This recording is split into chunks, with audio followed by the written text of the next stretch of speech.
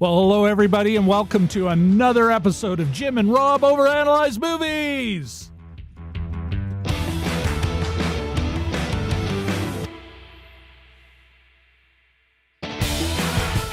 The live video podcast for people who love to talk about movies as much as they love watching them. And we're broadcasting live here from Winnipeg, Manitoba, Canada, Treaty 1 land. And let's get this show on the road.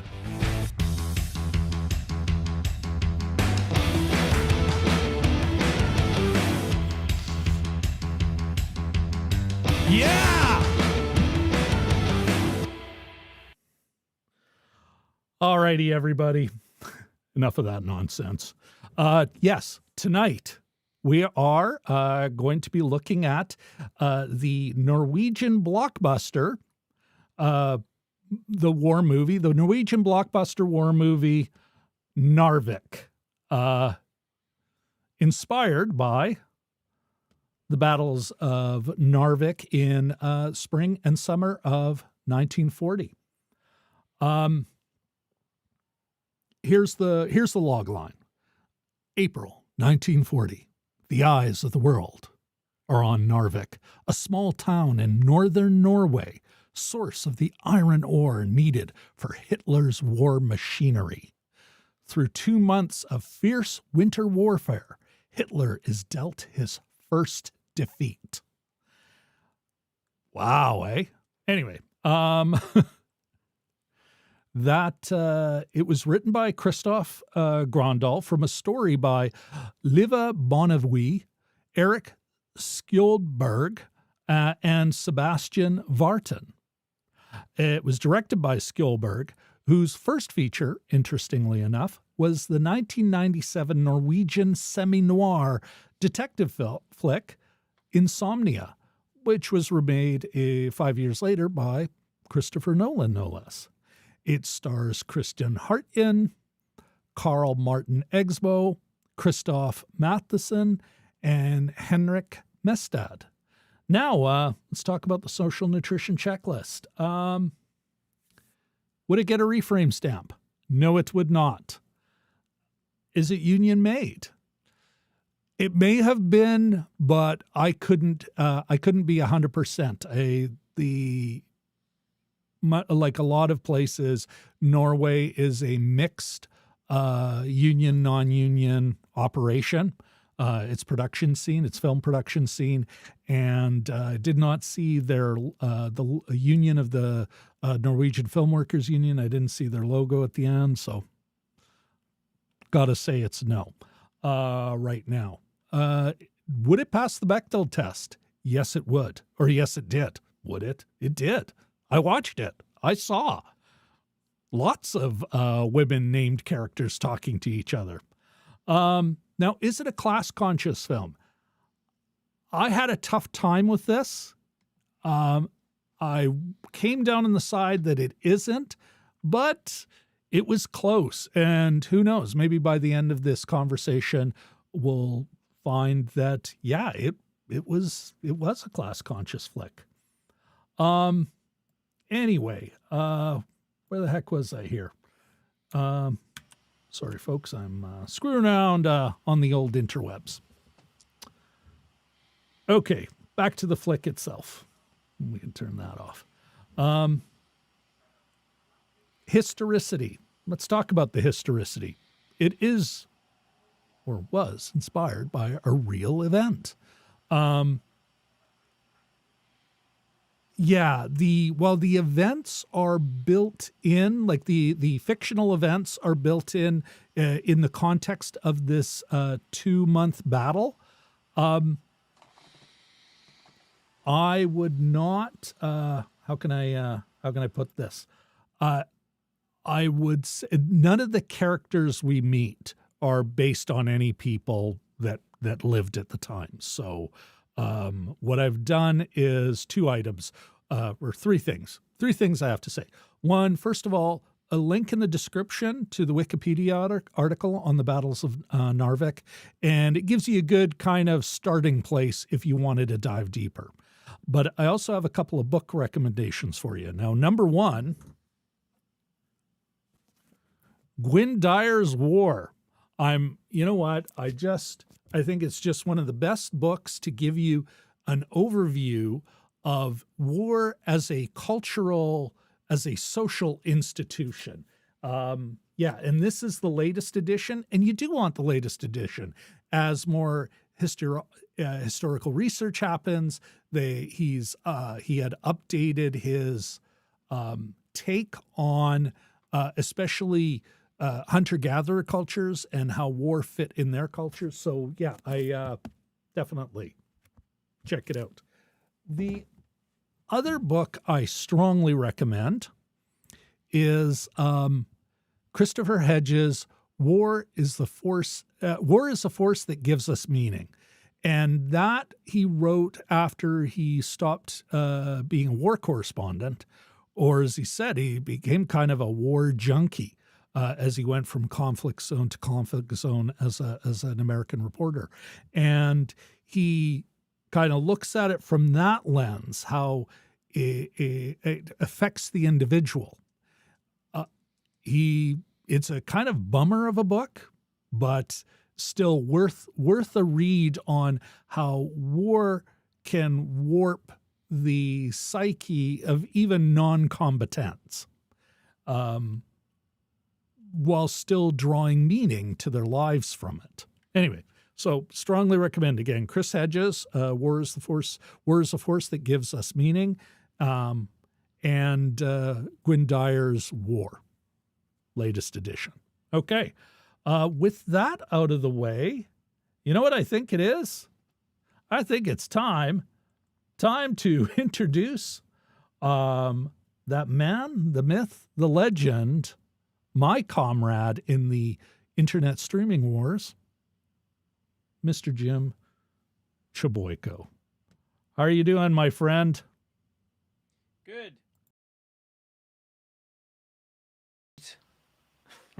I have unmuted you. You are unmuted, my friend. Good start. Well, you know what? After a bit of a stumble, but the great thing is if we fall flat on our face at the beginning, we can just start late as though it was all meant to be. Yes, it was planned. Yes, it was planned. Dry run. It was all part of a zany scheme. It's a game day walkthrough. Yes. All right. I'm having a tough time. Let's see if I can't can't get the chat up. It sounds like we do have a few people in the chat. We have a chat going. Yes, we do. But for whatever reason, doesn't seem to want to kind of cough up. You know what? We're not getting any chat going here, so that may not. But you know what? We'll keep an eye on it. We'll verbalize it. We just may not be able to bring it on screen. Sorry about that, everybody. Not sure what's going on here. Let's move forward. Let us continue to move forward. And Jim, I understand. Weren't you telling me in the digital green room that we have a sponsor? Yeah, a mysterious benefactor has stepped forward. A mysterious benefactor, you say? Yeah, from out of the blue. Did not see this coming. Absolutely. I understand why you'd feel that way. All right. Well, and I believe this benefactor has given us a video. So let's cue that up. All right. What do we got here? Epic voicemail for Rob. Okay, let's do this.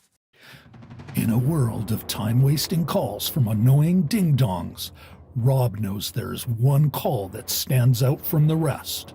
Your call. So whatever your reason to old-school phone him, one thing is for sure. Rob will actually listen to your voicemail. So get ready to leave your message. The adventure begins after the beep. And that's a cut. So, do you want an epic voicemail message Click the green button and I'll record one for you today.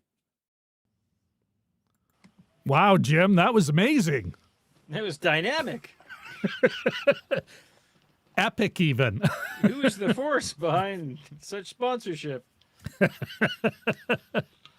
And I believe there's a link if you wanted whatever your voiceover or even podcast processing needs are. Link down below in the description. That gentleman would be happy to take care of you. And that explains why there will be something saying, hey, sponsored video. Or I just got to select that. Anywho, yeah, let's move forward. And Jim, before we get into the spoiler zone, why don't you give me your 2-sentence take on it? Your 2-sentence review. Spoiler-free review. Reenactment of possibly a battle or series of battles that most of the world is probably unfamiliar with. Nicely shot war movie set in a place, like I say, that I don't think we know much about, and a fairly underdocumented part of the Second World War, with some family stuff in it, but I thought it was quite well done. I always enjoy your reviews that are really just kind of telling us what the movie was. Go all over the place. Yes, I know. I'm not great at. You should listen to my phone answering scripts. Or... Well, then it sounds like you need an epic voicemail. Yes, that's right. That will cut down to the quick of this is what it is. Why don't you leave a message? All right. Myself, we're going to get into it. What I can say right now is, boy, this movie was a lot better than I expected it to be. I was really kind of like pleasantly surprised. At the beginning, I'm like, just another generic, yay war. Look at us heroes, insurmountable odds, overcoming, blah, blah, blah. And we did not get that kind of movie, and I'm happy for that. All right. I think that means we are now ready for...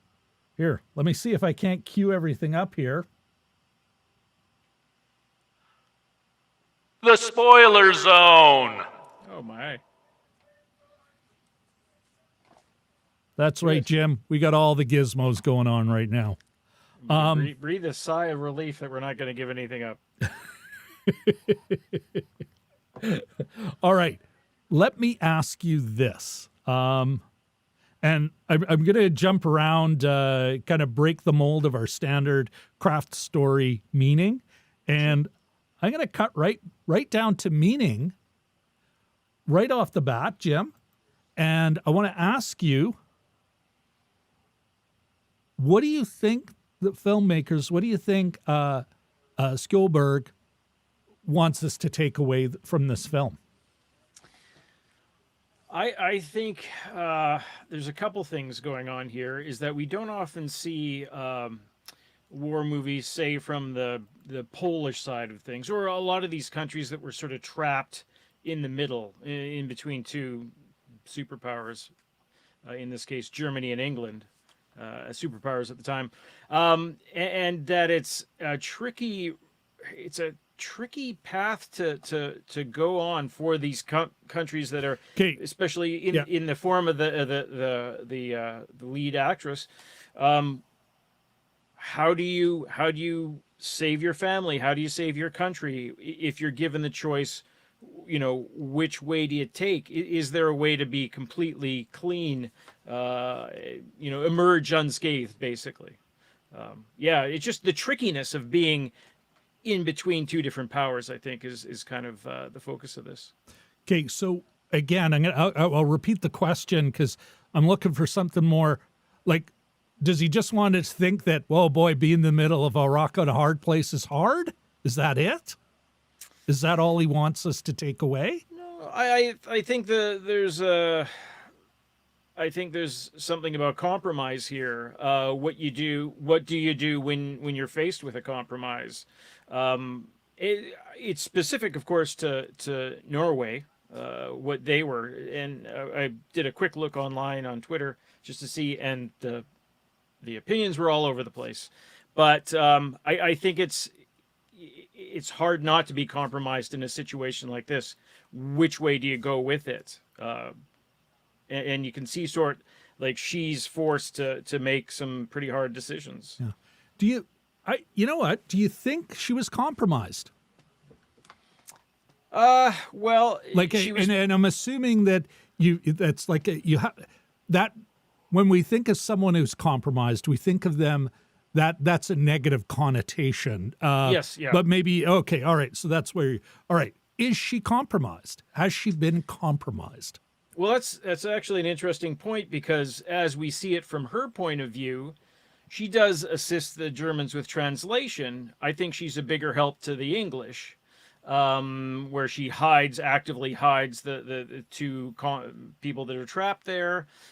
She gives coordinates for their bombings and things like that. So you can probably argue that she's more actively on the Allied side. However, towards the end of the movie, the public opinion, there's a lot of muttering under the breath that, why don't you go with the Germans? Why don't you continue? Why are you on this boat? Why are you coming with us? So the community is turned against her in some form. It's pretty subtle, but it seems that the community is turned against her. Yeah. At the very end. So I think it's, I can't imagine it's going to be a very short war for her.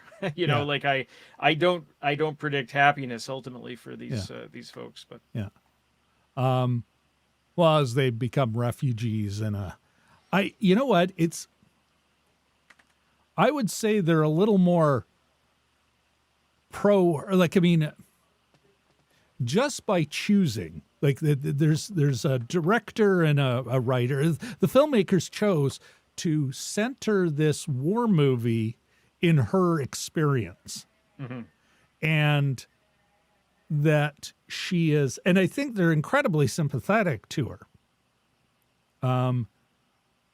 The very fact that she isn't seen as, like, we see it always, these pressures from her position. When the British are putting the squeeze on her, well, they already saved her life. Who knows what could happen to your little town? Yeah. Guess you shouldn't have saved her life. Like, the British, and, I've said it before, and I'll say it here. Fuck the British. They don't come off well here. No. I am reminded, and maybe somebody in the Balmoral Street Research Irregulars can pull up the reference that I'm thinking of, but I'm thinking of Tolkien in his early 60s, or maybe it was the 50s, but I think it was the early 60s when he did a foreword to his book, like, or a revised preface, and he was just saying, oh, and by the way, of course he was old school British, but old school English, but he was saying, hey, for all you people who think it's just a metaphor for World War II, no. The Shire is not Iceland. Because if it was really about World War II, then both sides would have squeezed the Shire. Yeah. They wouldn't have given two shits. And it reminds me of the Melian dialogue. Like, it's the Thucydides. It's, and I think the fact that they decided to center it on this woman and her experience is kind of saying, yeah, no, they're both bastards. This isn't to say that it's in any way a defense of Nazis, the ones who broke their neutrality in the first place. This is, and they do kind of look at that, we're here to protect you. Why are you protecting us? Why do we need protection? Well, well, we're here, and so so yeah, I think they're actually more, I don't think they would think of her as compromised. I think they would think of her as, well, this is what people have to do to survive a situation that is not of their making. I can kind of, even Gunnar, and he's like, the chest beating and, how dare you betray Yeah. us. But after he goes with her, Yeah. you know, you could hear a North American kind of, oh, what did you want? I have a kid. I have your dad. You know, I don't have any guns. I didn't get to, you know, and oh, by the by, although I don't think she ever says it in the brief times they're together at the end, but she's like, I was also trying to save your sorry ass, you ungrateful wretch. Yeah. You Yeah. That's a know, good point. like, She didn't say that, I don't think. Yeah. yeah, But that's a good point but too. we get to see that. Mhm. Like, it's not, you know, when we see those images of post-war where these women, because it's always these women, you know, having their head shaved, or, you know, all these reprisals.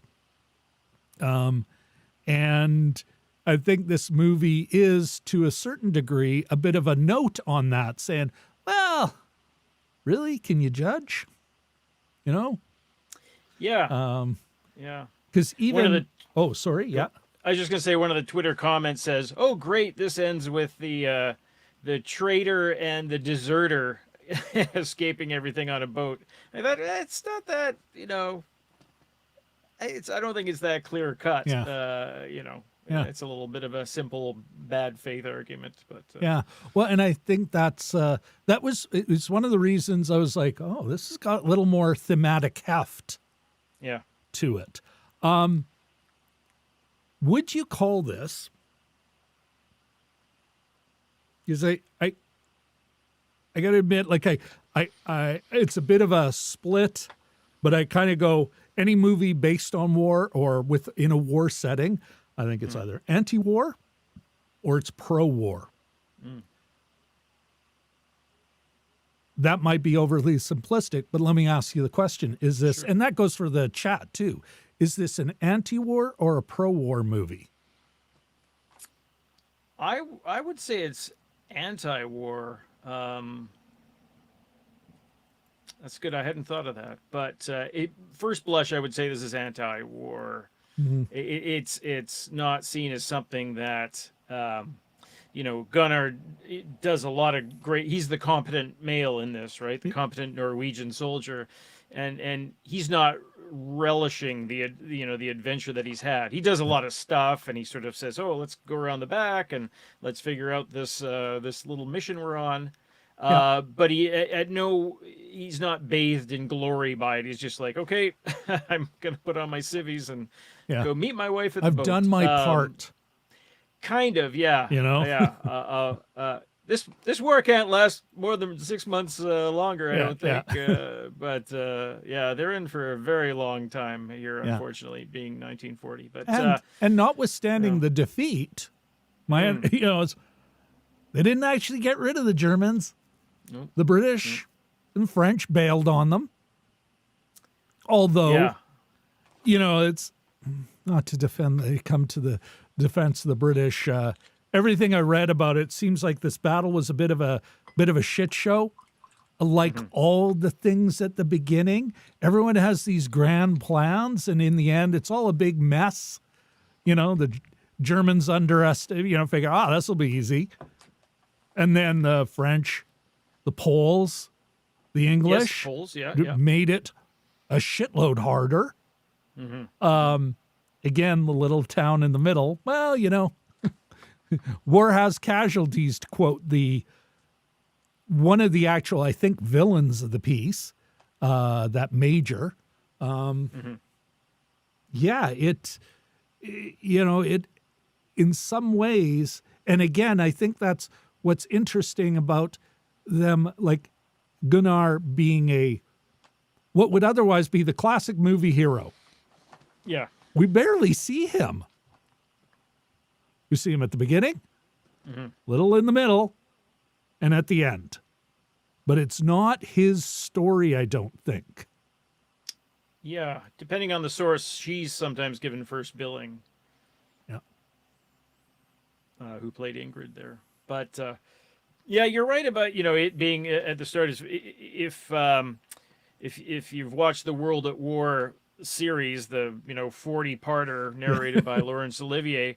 This is actually, I think, the second or third episode, and I had no idea until I watched it how important and how weird it was. Like the British and the Germans being side by side loading ore until things sort of collapsed. Yeah. And then there was stuff about, you're saying, like a shit show, them getting something like cross country skis but no poles, so or something like that, like typical like, how did these guys win? Sometimes when you're reading about the Civil War and the Yankees versus the Confederates, you think, how did the Yankees win? But yeah. Well, and that's, I think, though, the kind of my, the beginning, it's a shit show. Yeah. Like all these, everybody's thinking, everyone, and it, how much, what's going on at home? Well, if at home it's going sideways, they're going to go, well, you know what? Who the gives a shit about Narvik? Mm-hmm. We need those. We need all those resources at home. Yes, the British Navy demolished half of the destroyers in Germany's fleet, gone in those 2 months. But it's not like the British had no cost. One of the statements, and I think this, again, coming back to what I think is interesting about this movie thematically, is there is the consul, with his pipe and his veiled threats, much like the German general going, if I don't get what I want, I'll just start shooting people. And then there's seconds, sort of, again, almost like foils for, there's the coat carrier of the bully, but also the one to hopefully tone them down. Here, I can work with her, and, Yeah. But British Navy is the most powerful force on Earth. You mention a superpower in their own mind. Mm-hmm. But by then, they were not the superpower they were. They'd lost that position in all but name by the beginning of World War I, or by the end of World War I. So come World War, and all of a sudden they're pouring these resources down this black hole and kind of going, yeah, we got to get out of here. We did not plan this. We're not ready for this. Yeah. And, like you hear in an offhand line, did France fall? Like, Yeah. Yeah, it did. Yeah. Well, somebody also on Twitter sort of said, at the end, there's a little bit of an epilogue, a written episode without really notifying the Norwegians. And then somebody else pointed out that, French was sort of on the verge, despite their wonderful sheepskin coats.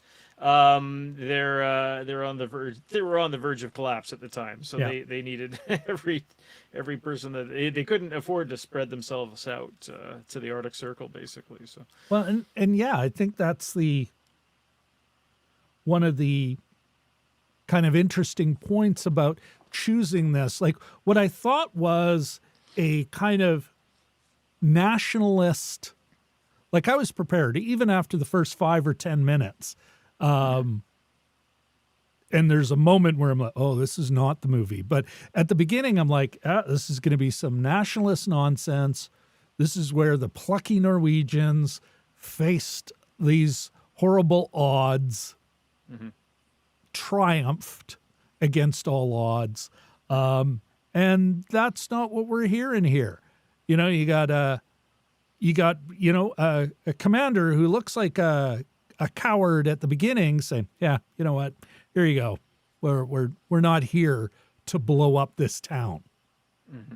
And the other guy going, well, I'm going to disobey those orders because I'm all about victory. And I found that a lot more real, a lot more human. And then we're sticking with her and that magic moment where the British squeeze her. The ones who she saved. Yes. All right, no good deed goes unpunished, and I'm going to show you how now. Be a shame if something happened to your little seaport. Yeah, that And your kid, and your kid. Yeah, you know, yeah. all the people you've known and loved your entire life. Hmm. You know, Yeah, no, but it's all done very subtly, which was yeah. another nice thing about this is they weren't twirling the mustache, and it actually took No, me a yeah, couple minutes to realize that they're they're putting the vice to her. They, yeah, by it being taking place at the start of the war, there's a lot of not nice. There's a lot of moments interesting though. things Yeah, set up. You see when the Norwegians are marching out of the town, and the young Germans, inexperienced soldiers, are saying, "You can't march out of town." And he goes, yeah, "Yeah, we are." And there's a shot of a machine gun uh, nest lined up, pointing at their backs, basically, yeah, and they don't go off. At the same time, they say, "Oh, we're having a hard time with the mayor," and I expected them to walk into a room and have him, bloodied and being beaten up. That wasn't the case. They yeah, weren't waterboarding him because it was early days at the time, and frankly, the Nazis come across as not as nasty as you usually see them. And so things hadn't gotten to that sort of. They're not that sort yeah. of typical villainous. So everything's pretty subtle at this stage, and that's one of the more pleasant, more interesting aspects of this film, I think. Yeah. Well, and I think, Jim, and it's probably a great cue to move into let's move into story, shall we? Sure. I think that's a great point you make there. And that's another choice. But it goes to theme, but it also makes it, I think, a more interesting dramatic story. Why do you think they decided not to, like, they don't, again, it's not like an apology. It's not some right-wing apology for, oh, some went too far. Like Bobby fucking Hall, Hmm. you know? Yeah. I am, oops, sorry. Sorry about this, everybody. Anyway, where the hell were we? Where were we? Oh, right. We'll look at Jim for a bit. Why do you think they decided to portray the Germans that way? Maybe it was reflecting early days that they hadn't quite got there. They're bullies in certain ways. They're like, people are walking along, they're pushing them in the back. But Oh, even there's one scene where she's asked for ID, asked papers, and yeah, she gives them, and they, okay, go along, and yeah, there's no other threat, and she walks on, and they just maybe hadn't gotten their villainous footing yet, and perhaps that's reflective of real life. I mean, these are very early days in the war, and yeah. these are also inexperienced troops. It seems they looked pretty young, a lot of them. So it's a choice, obviously. Perhaps I don't know enough about that era and that Well, place, but but I'm perhaps talking it's about it from a reflective. storytelling. From a story point of view, Yeah, yeah, it seems to be a subtle approach that they took the whole time, and which I really yeah, appreciate.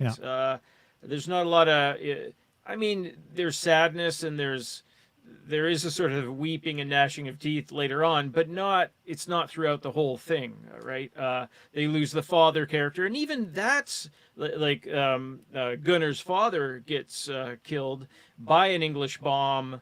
Uh, Halfway through the movie, and that's yeah, not even dwelt on all that much. And they show his prone body, but they don't show the wounds. The whole movie sort of takes this subtler approach, I think. And maybe it's a Norwegian thing. You always hear that they're a little bit cooler in temperament, and so there's not a lot of why has God forsaken me kind of moments. yeah. And I appreciated that. It was a sort of an emotionally intelligent way, I think, to approach it, and not as typical as you'd think. Yeah. Yeah, I think it's like, partly I think it's deeply linked to theme. Hmm. But I also appreciated it because it's well, first of all, there you send young men to war. You know, older men like us send younger men to die. That's what we do. From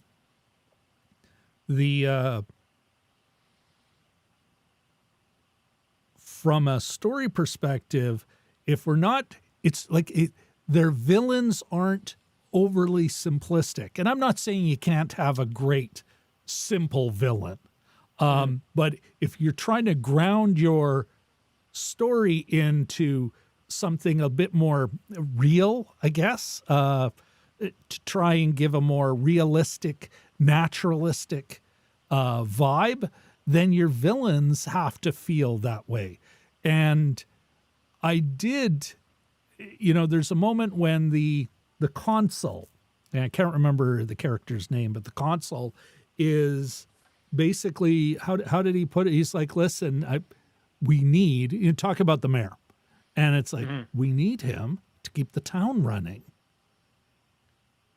That idea that an occupying force doesn't just roll in and shoot everyone.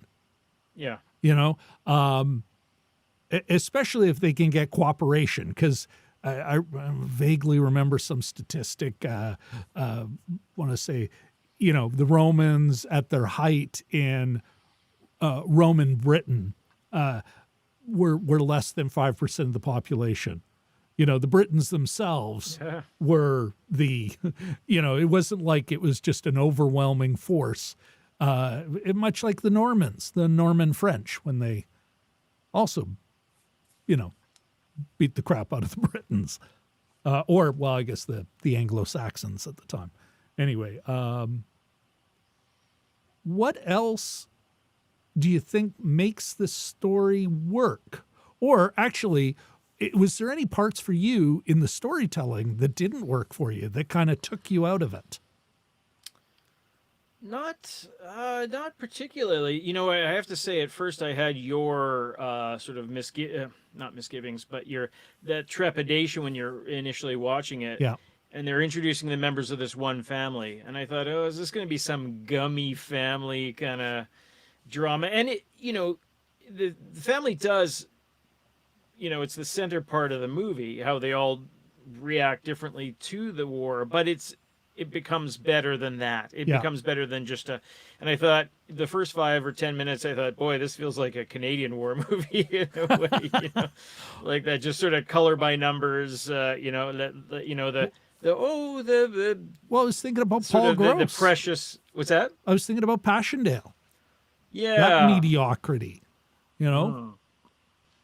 Yeah, I was really worried, but then it did, as we've been discussing, that it does become something else, and something a little more interesting and intricate, and they are faced with genuine choices. It's not just families being threatened, which they are, but then it does become, and I think part of what makes this an effective movie is that the character of Ingrid is nicely drawn. Like she's not just a damsel in distress or anything. And like there's one really effective scene again that they don't dwell too much on, but she gets nailed by essentially 2 bombs, or she's very close to 2 bombs going off, and she's it's kind of a shocking scene. Again, they don't dwell too much on it, and she just sort of races into the house and finds her son and finds her father-in-law dead. But I think it's the strength of her character that sort of really elevates this film. Well, and I agree with you. Like you said, a well-drawn character. And Gunnar, it's not like Gunnar's. He's you always think of him. Yeah. He is still kind of present as she deals with just trying to survive and keep her family unit together and get by. When we do visit Gunnar, we're like, right back into his drama. And there was a nice bit of, it was great theme, but also great storytelling. They undermine tropes. you see moments where it's like, okay, here's the will although I gotta admit I kind of enjoyed it. It was funny, while at the same time, I've seen this before, but him climbing down as the spark of the the wick, the fuse is going up as he's climbing down, and that he has to jump off. But even the explosion, and you're like, victory, or it falls on him, or, and it's like, no, the you're not going to be running rail traffic over it anytime soon, but it isn't a big dramatic explosion. Another moment, Jim, I really enjoyed near the end when that hit me well, had great impact, was when the French, he's rescued as a prisoner of war. He's rescued. The French come in, and then he's helping a Frenchman, Pierre. And of course. Of course. Zut alors. But he's helping him, and then they're all like kind of that moment of, oh my God, are we all actually alive? Am I hurt? Am I still alive? And then there's the German who they thought, a few Germans who they shot, and there's one, and he's moving around, and so there he goes after him to take care of him, and all the guy is trying to do as he's dying is look at a picture of what it was, his mother, I think.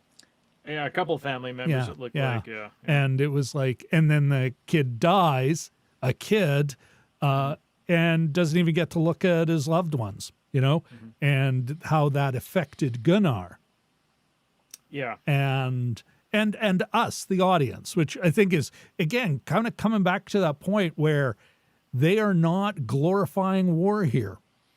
No, and in that sequence there, when he's escaping, he actually bites some. So first of all, he's suffering. They're making them do duty in the Norwegian spring, and they're again pretty high up north. And he's got frostbite, obviously, and it's not a glamorous kind of a thing. It's his face is stained, and then he and you see that red that when you're outside, unhealthy, yeah.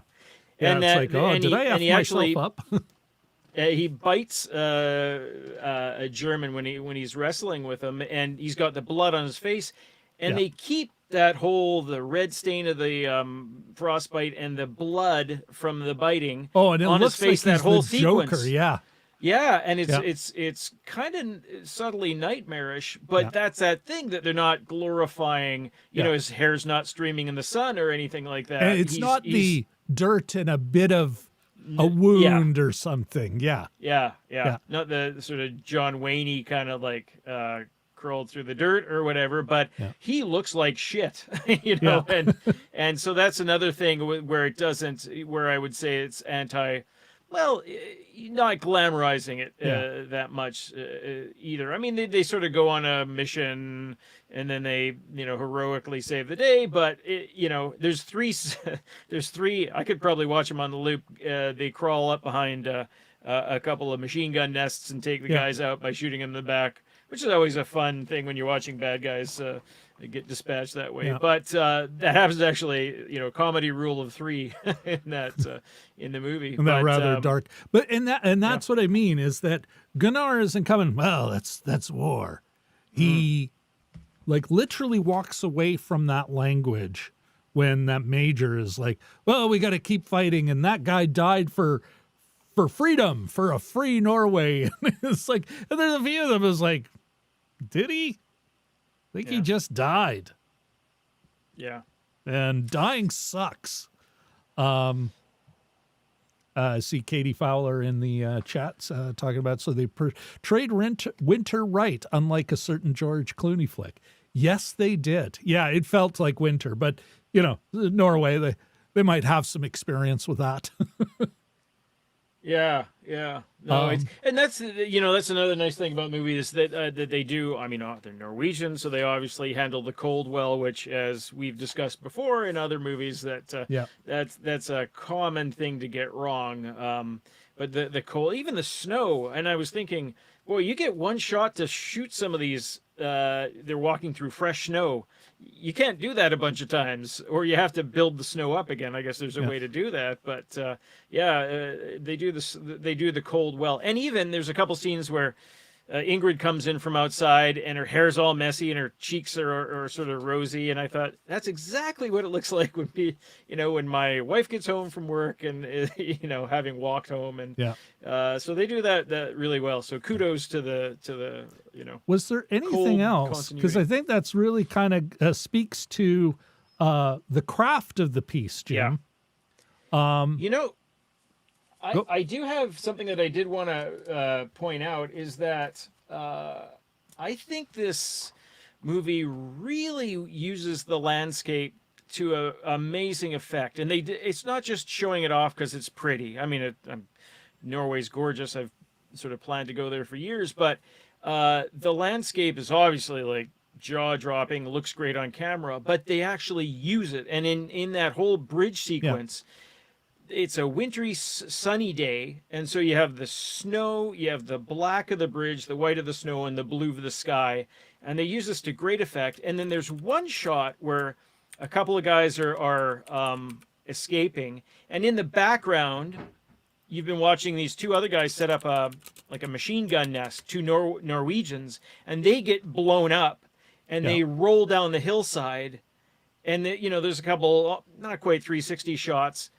but they use the landscape so nicely. It sort of made me think of Mad Max when you had that great big bowl, and Mel Gibson's characters looking down on it. And I thought, boy, you don't often see this great a use of yeah. landscape in movies, and they really did actually use it, not just to show it off, not just to be Ansel Adams, but to actually sort of pragmatically use it in the Yeah. movie. And yeah, great. Again, back to that, yeah. putting it in, like making us feel like we're in a real place. Yes. You know? Yeah. Yeah. I also, you mentioned the landscape. I also like the way, although we didn't see as much because this is where budget has Yeah. an effect, right? But what little of the town we saw from like her point of view, walking in it, I liked that it never looked picturesque. Yeah. The town looked like a shitty little, it reminded me of parts of Bari on the east coast of Italy. Like any other industrial coastal town. You're not going to be, there isn't going to be some rich ruling class, Yeah. with, living their middle class or their ruling class lives in northern Norway. It's going to be, we're here to do a job, which is move coal. Or steel, coal, steel, iron ore. That's what we Iron do ore, here. yeah. There'll be the local mine manager or the train manager's office. But it never felt, it never looked picturesque. It felt like a real place where it's just work gets done here. Yeah. You know? Yeah. A lot of back alleys and even sort of basement, Well, I think some of basement that is talk about, the great thing about shooting in Norway is you use the outdoors because it's beautiful and you didn't have to pay for that. Once you got to set a place like a period number and you're like, whoa, these costumes are costing us a ton of money. Yeah. Building that, no, we're not going to build you 3 more houses. Yeah. Yeah, no, that's not happening. You'll notice you never have a really long run unless it's a dock. There's Yes. never a shot that goes, wow, look at that town and the coast. It's One of those way up atonement where shots. it's basically a matte painting. It'll be a digital matte painting, but a matte painting nonetheless. Was there any I certainly was a fan of Christine Harkin's performance. I thought they were Yes. all fine, but is there anything you wanted to shout out as far as performances go here, Jim? Well, Billy Campbell is funny as the English consul, the sort of the arm twister there. Gibson, I think his name was, is interesting because he Mustache, shot. almost He's an mustache American, twirling. yeah, but Anyway, he sorry. looks. He's actually quite a big, strapping guy, and he didn't. He was almost unrecognizable, but he was the lead in Cardinal, which was a CTV shot, supposed to be in North Bay, one of those almost like a Scandi noir series. So he looks, physically different. Still great hair and whatever, Yeah. but yeah, he looked quite a bit smaller. So I quite like that, and subtle enough too. Wussau was the name of the German handler, or the German consul. I thought he was good and creepy, and it's only when he sort of said, "Hey, Ingrid, why don't you come to Berlin with me?" And you sort of like, you sort of got those creepy vibes. But he was pretty subtle, Gunnar was quite good. I have to say though, Kraft, I wanted to bring up the costumers, and the Twitter's all about the French outfits with the sheepskin jackets and that kind of thing. But I thought they did quite a good job Yeah. too. Yeah, no, yeah. it felt real. Again, Yeah. they Yeah. really they really paid close mind to trying to give you the, hey, this is a coastal town of that time Yeah. up north, and a shitty little industrial town. Yeah. And I think they achieved that in spades. Even the although, and I'm wondering, it was like, well, this is the hotel we have, or maybe they shot that with something closer to Oslo, because Yeah. I'm not sure they shot it all up north. I wasn't able to find that in my research. Jim, Yeah. before we move forward, because we are coming up on time to wrap up, We especially are. with our late start and everything, but why don't you tell us what we're going to be watching next week as we get back on track after illness and technical issues, et cetera, et cetera. Yes. The next one up for next Sunday, Triangle of Sadness, will be taken. That's quite a picture. It's Yeah. one of my favorites so far. Yeah, that pretty much says it all. Ruben Ostlund, very well, very critically acclaimed. We'll see if it matches the acclaim. Yeah, we're going to see if we can't wrap up. We've had a look at 6 of the 10 nominated Best Picture Oscars, and that did not make a lot of sense, but I suspect everyone knows what I mean. And this will be number 7, which is kind of exciting. Maybe we'll be able to get them all done, and maybe we'll be able to do a deep dive on my most hated on film of 2023 so far. Avatar 2. Yes. All So right. in the minority with that, but I still can't understand that. But Well, we might have to do at least kind of a half dive into that, yeah. and we can answer that question, because I think that in itself. Why are we the only ones, or one of the minority? All right. The other thing, I think, before we get into our final thoughts, I've got a few more things, and do we see it or skip it? I did want to ask you, Jim, or I did want to say first a shout out to everyone in the chat. We See, have Brian's fresh. too. Fresh, yeah, I've got it in front of me. Sorry. Fresh from their adventure down south.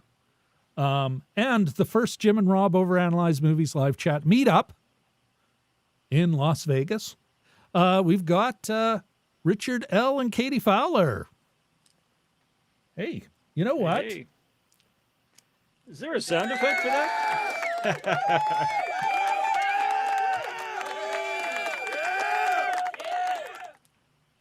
They get all of it. They get all of it. Who else do Yes. we have? We do have DMG, Mr. Brian, Dragon Movie Guy. Wait, you know what? I think we can give him something better than that. Give him some love. Give him a little more. Dragon Movie Guy!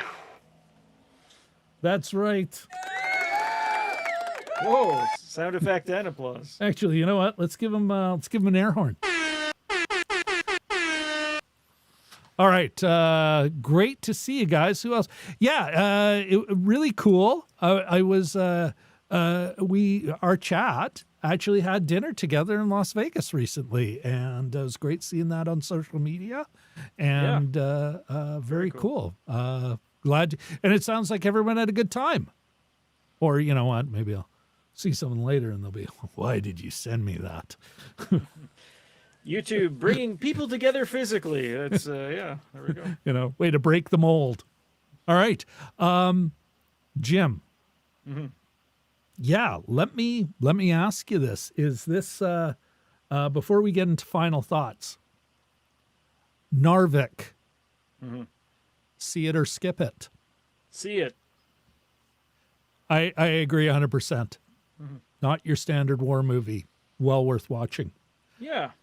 Okay, let's get into final thoughts. I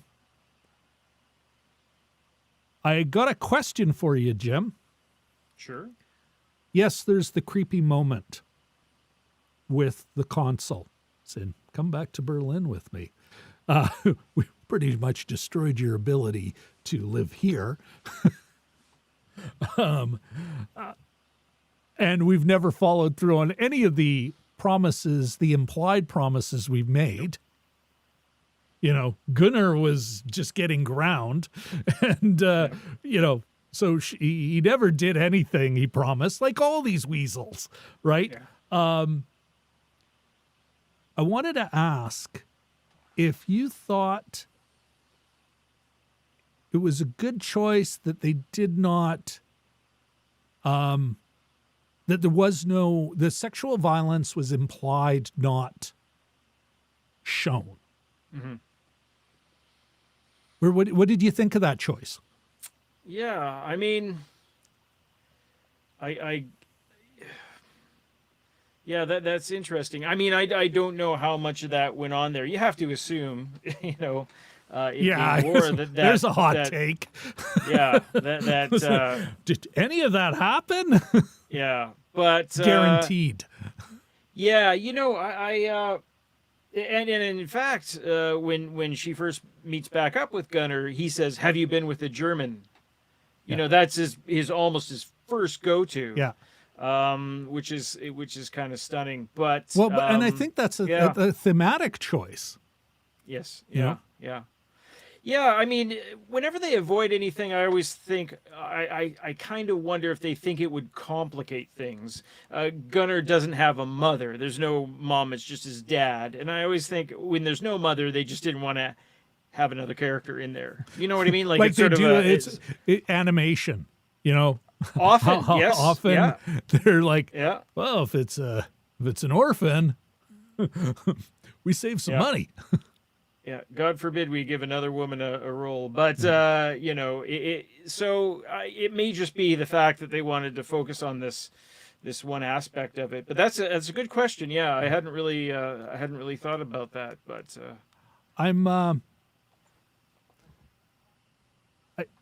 I think, like in the creep factor, I think because it is maybe like a scene, or even just, oh, that happened, may kind of take over in the audience's brain. And so, but at the same time that he does creep on her and that they talk about that, and even like Gibson, that jerk. Yes. Are you planning on seducing him? You know, and it's like, he's quite attracted to you, obviously. You know, he says. Well, and it's so seduce him, you know, it's like so fucking just so gross. And the woman's like, I came here to help you, you pricks. I think it was a right choice in the end. But I was like kind of, notwithstanding your hot take there. Yeah, it's with war comes, with war comes rape, period. As we know more, understand more, get woke, I again think about now those images of, after the Germans leave and I'm not saying that's, that, well, no, fuck, I am. You can't, even if the victim is an active participant, it's still the one without any power. You can't blame her. And how many of those women had to pay penance just because they were there. And some German went, well, I